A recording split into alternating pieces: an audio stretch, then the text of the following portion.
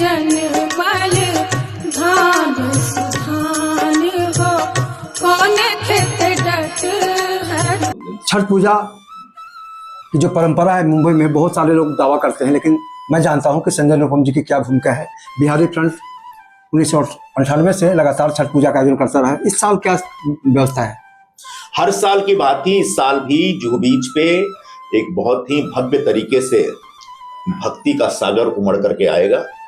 छठ पूजा का आयोजन हर साल की तरह हम लोग पूरे धूमधाम से करने जा रहे हैं। बिहार से जो पॉपुलर कलाकार हैं वो छठ के गीत गाने के लिए, छठ के भजन गाने के लिए यहाँ पर आएंगे और बड़े पैमाने पर जो छठ के व्रती होते हैं वो वहां पर आएंगे और डूबते हुए सूर्य और उगते हुए सूर्य को अर्घ देंगे और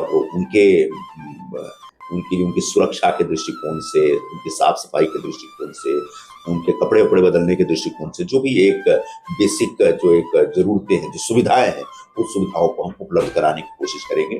तो एक लगभग समझ लीजिए कि 25, 26 या 27 साल पहले जो एक भक्ति और श्रद्धा का एक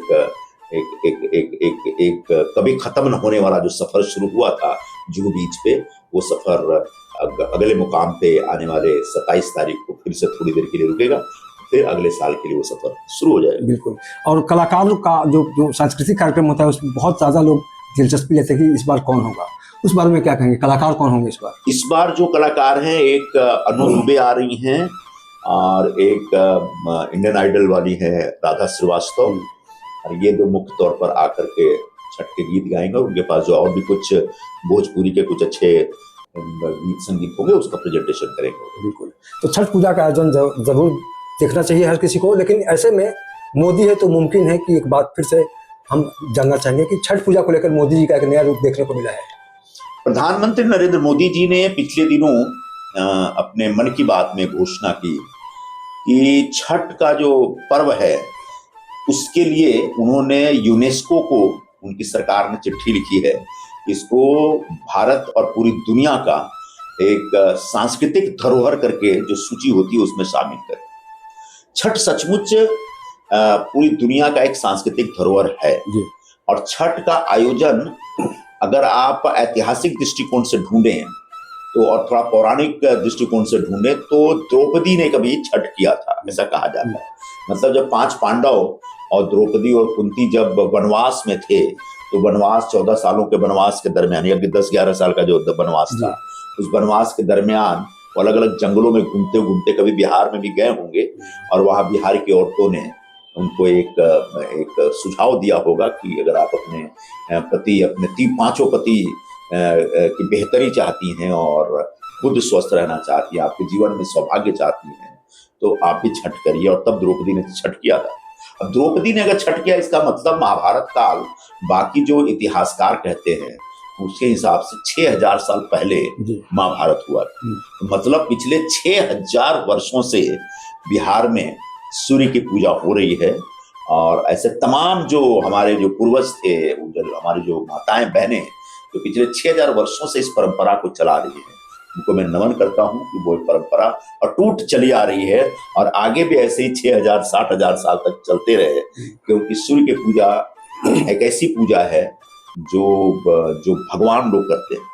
इंसान तो भगवानों की पूजा करते हैं, लेकिन जो हमारे देवी देवता है वो सूर्य की पूजा करते हैं और उन सूर्य से, ऐसे सूर्य भगवान से सीधा कनेक्ट करने का जो आयोजन है वो छठ का आयोजन है, जिसमें बिहार के लोग बहुत गर्व के साथ, फक्र के साथ इसमें अपने आप को शरीक करते हैं। और छठ पूजा ऐसा आयोजन है जिसको लेकर बहुत सारे लोग नहीं जानते थे इसको, लेकिन बहुत सारे लोगों को मुद्दा दे दिया इन्होंने और विरोध शुरू हो गया पॉलिटिकल पार्टियों का। अभी क्या स्थिति है उनकी जो विरोध करते थे कल तक? नहीं, अभी ऐसा कोई विरोध का कुछ मामला नहीं है। अभी तो खुशी की बात यह है कि तमाम विरोधों के बावजूद, कोर्ट मुकदमा के बाद महाराष्ट्र सरकार ने इस हमारे छठ पूजा को एक अधिकृत तौर पर मुंबई के एक अधिकृत उत्सव के तौर पर रिकॉग्नाइज किया है। और महाराष्ट्र सरकार का जो फेस्टिवल कैलेंडर होता है, जिसमें गणपति का आयोजन है, डांडिया का आयोजन है, जिसमें अलग अलग त्योहारों का आयोजन है, बिल्कुल उसी तरीके से छठ का आयोजन भी महाराष्ट्र सरकार के अधिकृत फेस्टिवल कैलेंडर का हिस्सा है। और इसलिए मुझे बड़ी खुशी होती है कि महानगर पालिका की तरफ से फिर कलेक्टर ऑफिस की तरफ से वहां पर अलग अलग तरह से व्यवस्थाएं की जाती है। बीएमसी की तरफ से तो पानी और बिजली की विशेष व्यवस्था वहां पर की जाती है हर साल।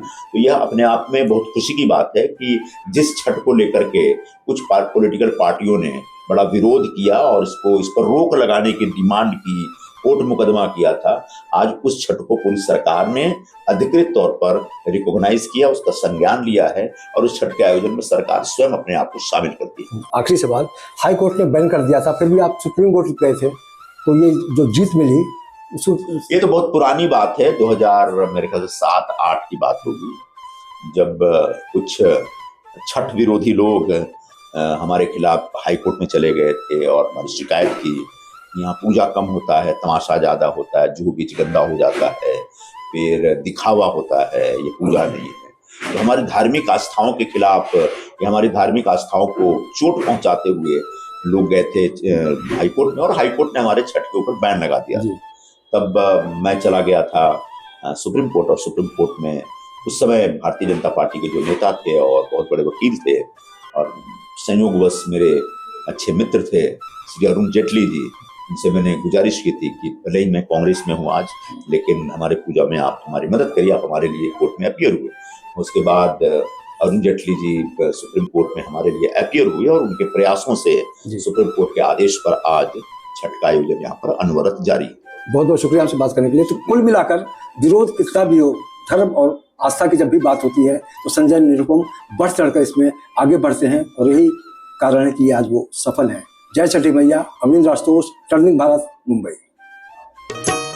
कौन खेत जनमल धान सुधान हो, कौन खेत डट